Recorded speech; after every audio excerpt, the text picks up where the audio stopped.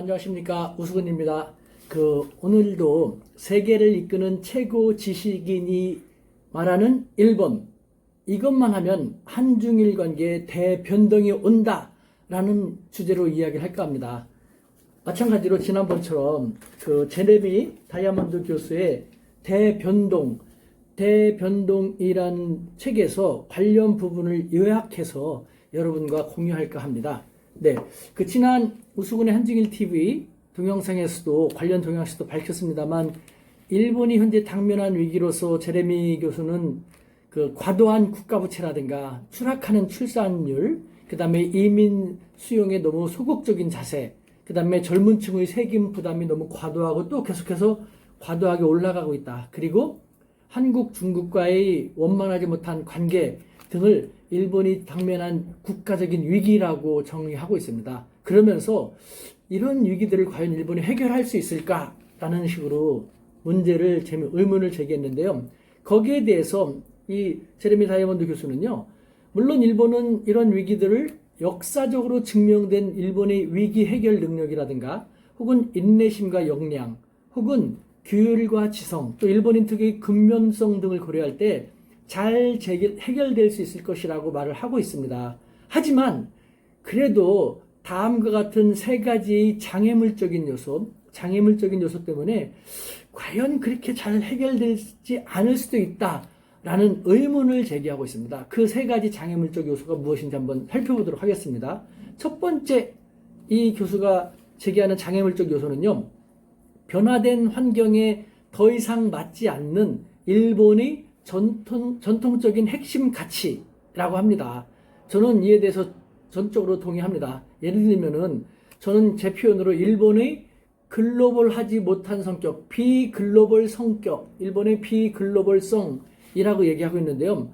쉽게 말하면 우리가 살고 있는 이 글로벌 사회는 변화무쌍하지 않습니까? 변화무쌍한 글로벌 사회임에도 불구하고 일본은 좋게 말하면 전통을 고수하고 차분하게 신중하게 나가는 것을 더 선호하지 않습니까? 즉, 변화에 둔감한 일본 사회라는 서로 양립하기 쉽지 않은 그런 요소가 있기 때문에 이 달라진 환경 속에 일본이 좀 더 빠르게 변화하고 민첩하게 대응하는 그런 요소로 바뀌어지지 않으면은 국가적 위기 해결이 쉽지 않을 수도 있다라고 말하는 것이 아닌가라는 생각이 듭니다. 그리고 두 번째 장애물로 들고 있는 것은 2차 대전과 당시의 잔혹 행위에 대해서 책임을 통감하지 않고 오히려 일본이 자기 연민에 초점을 맞추면서 자기 스스로를 피해국으로 해석하는 경향, 그것이 장애물이다 라고 지적하고 있습니다. 그러면서 일본이 진정으로 한중 양국과 관계 개선을 하려면은 독일의 선례를 따라서 자국의 책임을 인정해야 된다라고 권하고 있습니다. 예를 들면은 미국의 자신이 수속된 캘리포니아 대학교 로스앤젤레스 캠퍼스에서 자신의 강의를 들은 일본인 학생들은요, 푸념을 한다고 합니다. 일본 학교의 역사 시간에서는 2차 대전에 대해서 거의 다루지 않거나 혹은 전혀 다루지 않는다. 그래서 우리는 너무 모른다. 따라서 일본 밖에 나와서 다른 나라 사람들하고 얘기하다 보면은 자기들이 배웠던 것과 혹은 몰랐던 것과 다른 나라 사람들이 얘기하는 것이 너무 많은 차이가 나서 자기들만 이상한 사람이 되곤 한다라는 것. 일본 정부에 대한 이런 푸념, 밖에 나오면 알게 된다는 얘기를 많이 한다고 합니다. 이것도 저도 22년 동안 밖에서 중국 대학이라든가 다른 데서 계속 외국 학생들을 지도해왔고 일본 학생도 지도해왔기 때문에 저도 공감하는 바 정말 바로 그대로 공감하고 있습니다. 그러면서 만약에 일본이 침략자로서의 어떤 일을 했는지 전혀 언급하지 않고 있는데, 그러면서 오히려 두 발의 원자폭탄의 피해를 받아가지고 12만 명의 일본인이 사망했다. 그렇기 때문에 일본은 피해국의 다름 아니다 라는 식으로 얘기하고 있는데, 이런 일본이 만약 독일처럼 행동했다면, 그래서 일본의 총리가 난징 대학살 현장에 가서 무릎을 꿇고 사과를 했다면, 혹은 일본이 2차 대전 당시 잔혹한 행위를 고발하는 그 사진과 혹은 설명동을 전시관이나 박물관을 만들어 혹은 기념관을 만들어서 일본 전역에다 일본 학생들이 언제든지 혹은 일본 사람들이 언제든지 가서 보고 느끼고 반성할 수 있게 한다면, 또 일본의 피해보다는 자신이 가한 잔혹행위 피해를 묘사하는데 더 많은 노력을 기울인다면은 한국과 중국도 비로소 일본의 진정성을 인정하면서 받아들일 것이라는 제안을 하고 있기도 합니다. 그러면서 마지막 장애물로 들고 있는 것이요.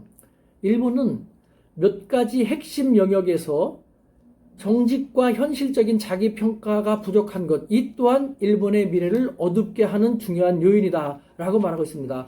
앞서서 말한 그 2차 대전에서도 정직한 자기 평가를 하지 않고 오히려 자기를 미화하고 자기 연면을 강조한다라든가, 역사적으로 잘못된 거에 대해서는 오로지 미화하는데 급급한 경제, 제3의 경제 대국인 일본이 그런 식으로 한다라는 것. 어차피 일본 사람들도 밖에 나오면 알게 되고, 또 밖에 나와서 한국과 중국뿐만 아니라 직접적으로 피해를 당한 국가들뿐만 아니라 보편적인 양식과 상식을 갖고 있는 사람들이 일본의 이런 행태를 보게 된다면 일본에 대해서 과연 어떻게 좋게 생각할 것인가 라는 그런 의미도 내포하고 있다는 생각이 듭니다. 그러면서 이러한 장애물들이 10년 후에 일본에서 과연 어떻게 잘 해결되고 있을까라고 또 의문을 제기합니다. 그러면서 냉정히 말해서, 그분의 말입니다.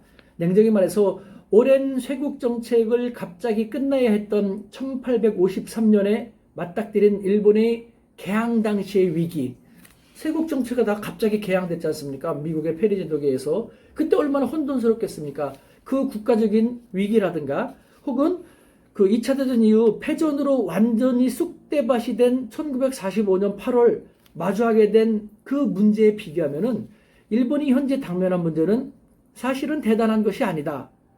하지만 일본이 문제는 변화된 새로운 환경에 적합한 새로운 가치와 현명하게 공존할 수 있도록 스스로를 바꿔나가지 않는다면 이것은 그 당시 위기보다 더 큰 위기가 될 수도 있다라는 식으로 암시하면서 시사하면서 그 장을 마치고 있습니다.